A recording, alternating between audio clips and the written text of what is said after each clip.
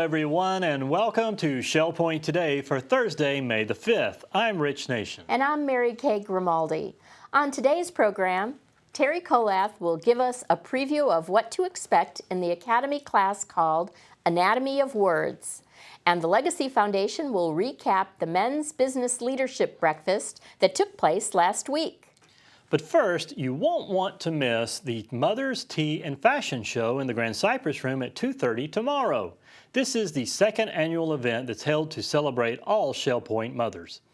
This year's theme is centered around clothing from the era of the Titanic. Speaker, author, and playwright Laurie Ninehouse will bring each costume to life by revealing facts about the Titanic and the period. A variety of gourmet teas and pastries will be served. A ticket is required for this event, so make sure you sign up. The cost to attend is $8 per person. Mothers are encouraged to bring their daughters. Fitness instructor Ingrid Oliver knows all about martial arts, self-defense, steps and blocking techniques, and she'll be teaching a 6-week beginner's class to residents starting tomorrow. The course challenges students to increase mental focus, memory, and physical abilities in a full mind and body workout. It's also designed to improve cognitive skills and physical health. Each class takes place on Fridays in the Tarpon room at 1:30 p.m., so make sure to sign up and wear comfortable clothing and footwear to the class. And finally, don't forget about the Friday marketplace in the morning at the administration courtyard on the island. Come meet and greet your Shell Point neighbors, stroll under the trees, browse and buy local produce and unique items, and soak in some of that Florida sunshine. The marketplace happens from 8:30 a.m. until 11:30 a.m., so come on out. Teri Kollath loves words, the English language, and all of its challenges. The summer semester of Anatomy of Words is trying something new with this course. Here's Teri to explain more. Hi, I'm Teri Kollath, manager of the Academy of Lifelong Learning here at Shell Point.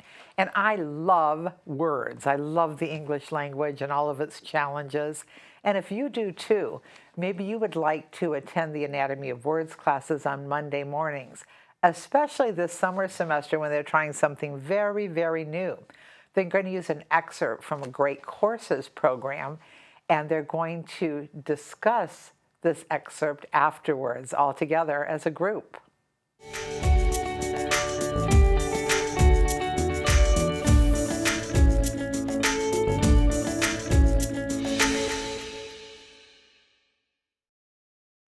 One of the many wonderful things about studying English words is that we make up new ones all the time.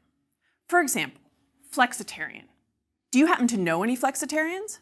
That's probably a hard question to answer if you're not sure what a flexitarian is.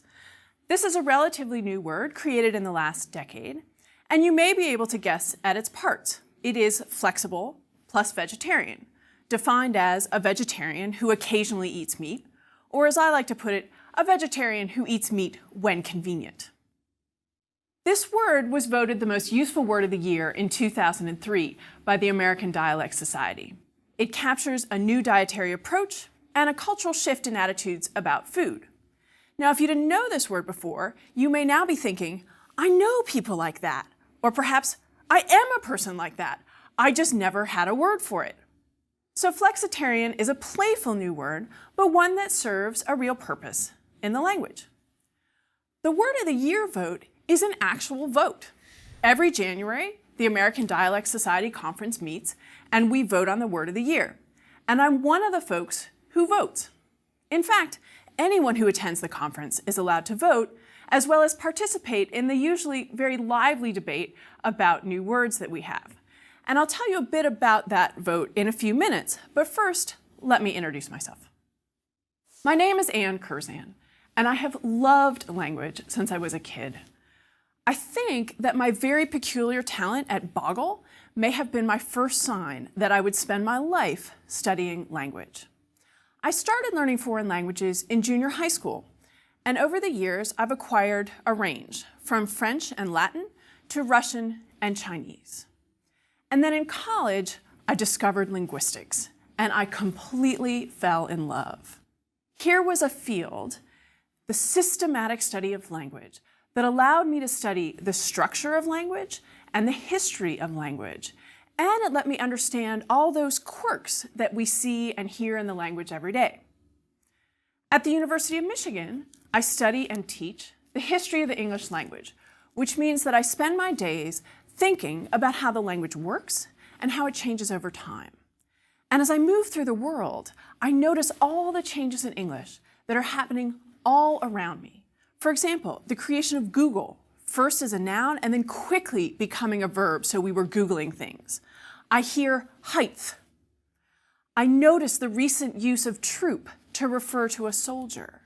And I hear the confusion of lay and lie in the song lyric, I just want to lay in my bed. We'll talk about all these examples in the coming lectures as we explore where words come from and how they change over time. Now that you've seen a little bit of a taste of what we're going to be doing in Anatomy of Words on Monday mornings, maybe you want to stop in and see if you can enjoy the English language as much as the Anatomy of Words group. Last week, many of the men of Shell Point gathered together to eat a hearty breakfast of pancakes, bacon, sausage, potatoes, eggs, breads, and fruit, and to talk about farm equipment. No, actually, it was a men's breakfast on business leadership with a special guest speaker, former CEO and chairman of John Deere and Company. They make those little tractors we enjoyed playing with as a kid. Well, they didn't make those tractors, those were just toys. John Deere makes real tractors and other farming equipment and agricultural equipment, although maybe they did make the toys. I mean, they do say John Deere on them and they look like the real thing. But I digress. Human flourishing, reflections on the high calling of business leadership was the topic that CEO Robert Lane spoke about, and it was quite a delightful morning as everyone enjoyed the presentation and Mr. Lane's outgoing personality and delivery. To recap the morning, let's turn things over to the Legacy Foundation. Hi, Shell Point. I'm Melody Desilets with the Legacy Foundation, and I'm here today to talk about the men's breakfast that we had last month. On April 25th, 116 resident men and leaders came together in the Grand Cypress Room to hear Robert Lane, retired chairman and CEO of Deere & Company, speak about human flourishing, reflections on the high calling of business leadership. Through high aspirations, gritty ethics, uncommon teamwork, and integrated metrics, he was able to successfully guide his team, who strived to create products that matched the integrity of a business that was 179 years strong. John Deere was a blacksmith in Iowa, and the farmers who were migrating from the east to the Midwest were really struggling with the heavy soil of the Midwest. It just didn't roll off the plow like it did back in Vermont. John Deere took a steel saw made in England. We didn't make steel in the U.S. in those days. And he fashioned a steel-based plow. The other plows were cast iron. And he polished it in his blacksmith shop.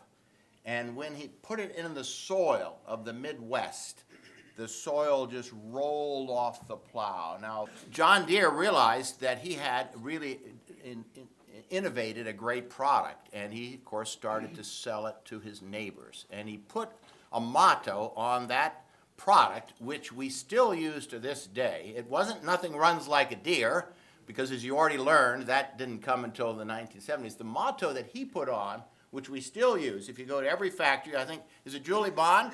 She comes from Ankeny, Iowa, and if you went into the cotton picker factory there in Ankeny, Iowa, you would see on the wall, "I will not build a product that does not have the best in it that is in me."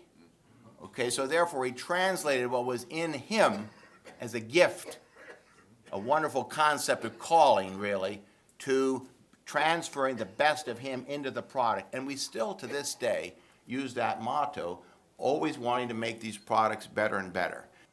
At the conclusion of Mr. Lane's presentation, Executive Vice President Martin Chappell presented him with the Shell Point Circle of Champions Award, which was created to recognize leaders who are not only influential in industry, but also embody a spirit of Christian servitude and a desire to further the mission to care, serve, and satisfy others. It was apparent to all who attended that Robert was the epitome of the award.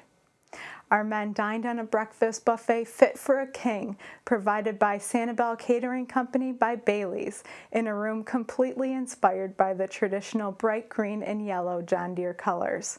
Robert even graciously provided logo John Deere hats for all in attendance. Thank you, sir, for coming this morning. It's Great privilege to be here. A delightful talk. You're a delightful person.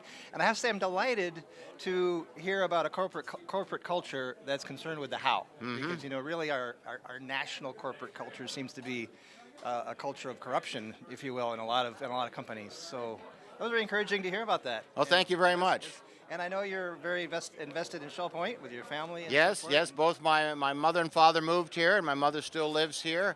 And my father-in-law and mother-in-law moved here, and my father-in-law is still here. So we're very grateful that my aunt is here, and she was here this morning. So you have a lot of reasons to come visit. We've been coming regularly for 15 years, and extremely grateful for what goes on here at Shell Point. Well, good. To say the least. I'm sure our leadership likes to hear what you have to say about the way things go on around here. Yeah, it's probably just like Deere. It's not a perfect place. A lot of things need to be improved. But the challenge we always had was to keep those things which were good and improve on them and build on them. Absolutely. Well, thank you, sir. Thank you so much, Dan. It's a great privilege to be part of this. Thanks again. The success of this first annual Breakfast of Champions will pave the way for future events, including a women's program. Stay tuned for more fun and fellowship right here in this exceptional community. And now it's time to take a look at today's happenings, Academy news, menus, and Village Church connections. Hello and welcome to the Happenings segment of Shell Point TV. I'm Bev Chandley. I'm going to tell you what activities are offered for you today at Shell Point. We're going to start at 7:15 with the Health Connections class, Bend, Breathe, and Balance. That's in the Tarpon room down in the tunnel. And the Men's Golf Association will be at the Shell Point Golf Club at 8 o'clock. Also at 8 o'clock, we'll have the round robin doubles tennis at the Woodlands tennis courts. Shuffleboard will be played behind the Resident Activity Center at 9:15. And at 9:30, we have current events in the game room of the Woodlands. And the ladies take the courts for match play tennis at 9:30 down at the Woodlands. And at 9:30, the Paddlers Club will gather at the Kayak storage for their weekly outing. The Astronomy Interest Group will be in the Osprey room at 10:15. And the Suzy Q heads to Rum Runners today at 11 o'clock. The afternoon begins with a 12:45 Mah-Jongg game. That's in the Library Lounge on the island. And Samba will be at the Resident Activities Center at 1:15. Also at 1:15, Shell Point's own theater, Spot Play Readers, will be gathering in the Osprey room. Fun and Fitness will be at the Community Room of King's Crown at 1:45. And at 2 o'clock, the Stamp Ministry will be gathering in the Stamp Room for their handiwork. 2:15, the Photo Club will be at the Social Center. And we have a Health Connections class at 2:45, Osteo Break Free. That's in the Tarpon room. Our Seamstress will be here at 4 o'clock for her weekly service. She'll be in the Osprey room. At 4:30, Alcoholics Anonymous will meet at the Sabal room of the Woodlands. And the Pinochle group will be in the Library Lounge on the island at 6:30. And our last activity is 7 o'clock with the Trailblazers Bible study in the game room of the Woodlands. Well, I hope you make it a great day today, and we'll see you back here again tomorrow. Hi, I'm Teri Kollath with your Academy information for Thursday, May 5th. At 10 o'clock, we have a legacy seminar, The 5 Building Blocks of Successful Portfolio Construction, in the Grand Cypress room of the Woodlands. Tomorrow we have that iPad, iPhone, Mac free walk-in clinic with Penny Modridge and a core of knowledgeable, generous resident volunteers. Menus for Thursday. In the Crystal Room, the Crystal Platter is chili verde with refried beans and Spanish rice. The dinner special is the Crystal Carving Board for $15.95, and the soup of the day is country cabbage. In the Island Cafe, the sandwich special is a turkey pastrami on a Kaiser with potato salad for $7.75. Dinner specials in the Palm Grill are ribeye with grilled sweet peppers for $20.95 or veal schnitzel for $17.95. All menus are available 24 hours a day at www.shellpoint.net. Welcome to Village Church Connections. I'm David Pavey. For the following story, I thank my friend from Australia, Dr. Kevin Dyer, founder of the International Teams Mission Agency. I also found it in a World Vision article by Bryant Myers. Arthur Stace, S-T-A-C-E, was born in 1885 in Sydney, Australia. His mother and father, his 2 brothers and 2 sisters were all alcoholics. And the 2 sisters were also brothel operators, if you please. So constantly in trouble with the law. Arthur grew up in poverty and often stole to take care of his own needs. At 12, he was made a ward of the state. At 14, he started his first job in a coal mine, but was fired for drunkenness. And at 15, he was put in jail for the first of many visits, already an alcoholic himself. In his 20s, Arthur ran liquor between taverns and brothels. But when World War I broke out, he served in France, returning a year or so later to Australia, partially blind in one eye and suffering the effects of poison gas. From then on until his mid-40s, he kept sliding farther and farther downhill, drinking cheap spirits and living on handouts. On Sunday night, August the 6th, 1930, at the age of 46, Arthur Stace staggered into St. Barnabas Anglican Church, the big attraction being the food that was served. Noticing 6 very attentive people near the front, he asked the man sitting next to him who they were. The man replied, "I reckon they would be Christians." Stace answered, "Well, look at them and look at us. I'm going to have a go at what they have." And he repented of his wayward living, slipped down on his knees, and gave his life to Jesus as Savior and Lord. Arthur's life was transformed. He gave up drinking cold turkey, found steady employment, and started going to church. A few months later, he attended the Burton Street Baptist Church, where he heard the celebrated evangelist John Ridley say, "Eternity, eternity. I wish I could shout eternity through all the streets of Sydney." He repeated this several times. Eternity, eternity. As I left the church, Stace later testified, I suddenly began crying. And I felt a powerful call from the Lord to write eternity on the streets of Sydney. I had a piece of yellow chalk in my pocket, and I bent down and wrote it for the first time on the sidewalk. Eternity. This became a habit. Stace took a piece of waterproof yellow chalk and began to write this word on the sidewalks of Sydney. As people came off trains, window shopped, entered the buildings, they would see written in yellow chalk the word eternity. Arthur Stace would get up early in the morning, and after praying for direction regarding where to go, he would leave home again soon after 5 a.m. and go to where he believed God had directed him and write the word eternity on the sidewalk about every 100 yards. He would be home again by 10 a.m.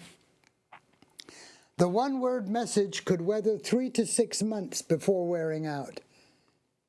Do you know over the course of 35 years, from 1932 to 1967, Stace wrote the word eternity all across Sydney and its suburbs. For years, everybody wondered who it was who was writing this word in chalk on the sidewalks, and sometimes on walls. Many newspaper articles speculated. Some people even claimed responsibility. You know, it wasn't till June 1956, however, 24 years after he started the practice, that a pastor saw Arthur Stace writing the message and his identity became public. The Sydney City Council brought Arthur Stace to the attention of the police, as they had laws about the defacing of property, so much so that he narrowly avoided arrest about 24 times. Each time he was caught, he responded, "But I had permission from a higher source." Reflecting on his conversion and call to write eternity, Stace once confessed, "I've been writing it at least 50 times a day ever since, and that's 30 years ago. I think eternity gets the message across. It makes people stop and think." He continued writing eternity until he died in 1967 at the age of 83, by which time he had written it more than 500,000 times on the streets of Sydney in his distinctive script style. The legacy of Arthur Stace continues. 10 years after his death, a wrought aluminum replica of the word eternity in his original copperplate handwriting style was embedded in a paving stone near the Sydney Square waterfall. As Sydney crossed into the 21st century on January the 1st, 2000, and the fireworks died down, there, blazoned in lights, in the familiar script across the Sydney Harbour Bridge for the whole world to see, was one word: eternity. King Solomon in the Bible tells us that God has planted eternity in the human heart. We know intuitively that this life is not all there is. This is why the prophet Amos warned his nation in no uncertain terms, "Prepare to meet your God." Part of our responsibility during the years God gives us on planet Earth is to prepare for our life in eternity. Jesus taught there were two options for eternity, but that those who believed in him would get the better deal: eternal life. Perhaps today you could benefit from giving some thought to the one-word message that Arthur Stace gave to the Australians: eternity. Are you ready? And thank you for tuning in to Village Church Connections. Thanks for joining us for today's program. Return tomorrow when author Robert Maycomber gives us a preview of his Academy class on the Great Armadas, and we'll recap the top stories from all of this week. Until then, this has been Shell Point Today for Thursday, May the 5th. I'm Rich Nation. And I'm Mary Kay Grimaldi. Thanks for watching, and we look forward to spending time with you again tomorrow.